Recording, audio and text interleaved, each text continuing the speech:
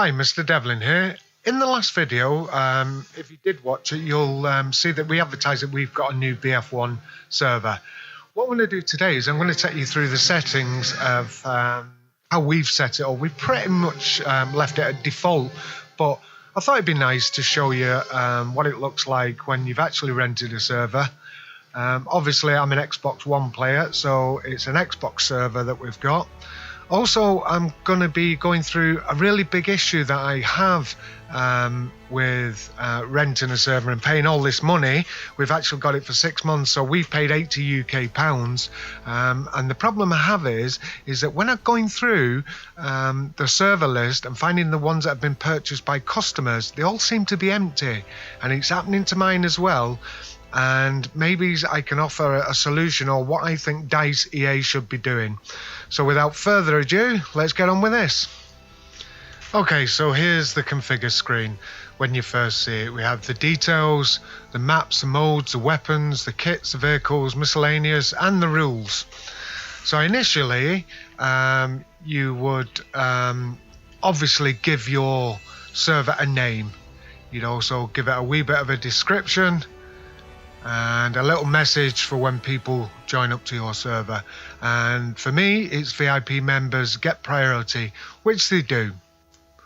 Okay, so that's pretty much the details. If you go to the maps and the modes, you can pick the maps and the modes. I pretty much got everything on Conquest. I've picked the maps and I've picked the mode. I've just left it on Conquest initially. You can also go into weapons. You can disable any weapon, and I'm considering disabling the shotguns because I have a real issue with the shotguns, and it's just me. I know people like using them, but it is just me. There's also the kits that we have here: Assault, Medic, Support, Scout, and Elite classes. You can also disable or enable any of those. So you could have, for argument's sake, a server just full of Assault players. It's entirely up to you, and not that I think it'd do any good, but you can do it. There's also the vehicles, the land and the air vehicles. There's a miscellaneous, which you can turn certain things on and off: the kill cam, the HUD, friendly fire, regenerate, 3D spotting, map spotting, fog holes on, name tags. There's lots and lots of different things that you can change. Having said that, don't forget we're on console. You can also have your own rules, which you can set the percentages for argument's sake, bullet damage and ticket counts. And then you'd update your server. So it's pretty basic, but it gives you everything that you need to have to set up your server. Okay, so I'm on the screen where my soldier is, obviously, and I've got the MP18 optical. I'm doing that because I'm trying to get the Ribot Royal. So basically I pretty much go into the game from here, and then I'd go into my admin. So if I go down to server admin, and pretty much the only things you can do as an admin is kick and ban or put people on the ban list. So there's not too much you can actually do, but I've no issues with that. There's not really anything that you, I suppose, would want more on a console. Maybe they would, and I'm just not thinking about it. But that's pretty much all you can actually do on the server admin side. On the console anyway, I'm sure there's a lot more on the PC that you can do.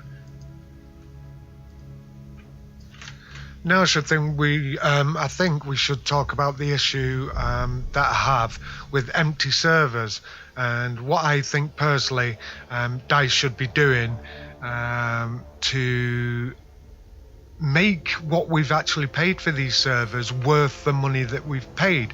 A lot of people will just rent a server for a day, 7 days, just to do some things that they need to do for YouTube. They'll actually use it just to complete things, which I think is cheating. So if, for argument's sake, I'm after the Ribot Roll gun at the moment, I could actually go on my server, get someone to stand there and do the 20 headshots that's needed with the optical, and you know, that'd be it. It'd be pretty much done. My issue is the empty servers, and it seems to be, I'd actually say 95% of paid servers, what the customers have paid for obviously having these servers, and we want them populated, we want them to be popular. So here's what I think that DICE should be doing. DICE should be prioritizing the servers that customers have paid for. I myself, like I say, I paid £80 UK to have this server for 6 months, and I don't want it to be empty. What's the point? I want a server that, you know, there's people going to be playing on. So when you're matchmaking, DICE, EA, I think you should be putting the paid servers first. So if people from Europe, put them on a UK paid server, or not just UK, I mean European. If it's a UK player, look for a UK server that someone has paid this good money for, and put the people in that, rather than leaving all these empty servers. What's actually happening? Are these like backup servers for yourself? I just don't think it's right.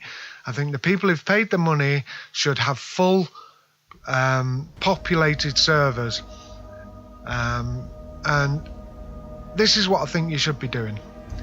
Okay, so I've just randomly gone to the server browser, and if you look, 0, 0, 0 players, 0 players, 0 players. All these are paid for. Oh, there's a DICE one. No, for argument's sake, there's a DICE one, I must admit. But look at all the rest. They're all paid for servers. People have paid money for these things. So DICE, EA, you've got to do something about this. You've got to give us something that's worth it. We've paid this money. We should be prioritized. We should have our servers. If you've got people close to you, so for argument's sake, my server is a European server. It's, you know, for anyone in Europe, actually anyone in the world, I don't care. But our servers should be prioritized. You should give us what we've paid for. Don't fill your servers up and then wait till there's no spaces left on yours and then fill other people's servers. We've paid the money. You should be filling it up with ours first. Maybe I've actually got it totally wrong, and this is what you do anyway. I don't know. I just know that if I go to play a game now, I can get a game, but it'll be on a DICE server. It'll be on an official DICE server. I don't seem to be able to be getting on ones that someone else has paid for. Someone else has, you know, given their hard-earned money to buy a server so that people in their area, their part of the world, can play a stable, high ping, low ping game.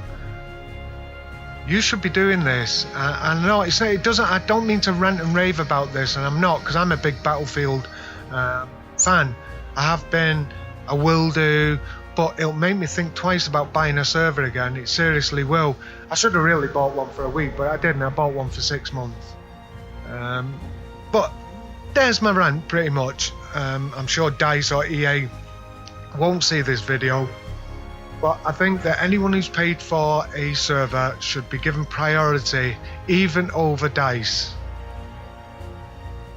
But there you go. There's my 2 pence worth. It would be nice to know what anyone else thinks. Have you bought a server that never has any people on it? Have you been to a server where it's got no people on it? It could be the best server for you to play on, rather than be, you know, putting a random one in America, which happens to me an awful lot. I'd like to be on a server that's the closest to me, and I'm sure you've got servers in the UK, and if you've got people renting servers in the UK or any other part of Europe, wouldn't it be better to put the people closest to whatever it is, the closest server?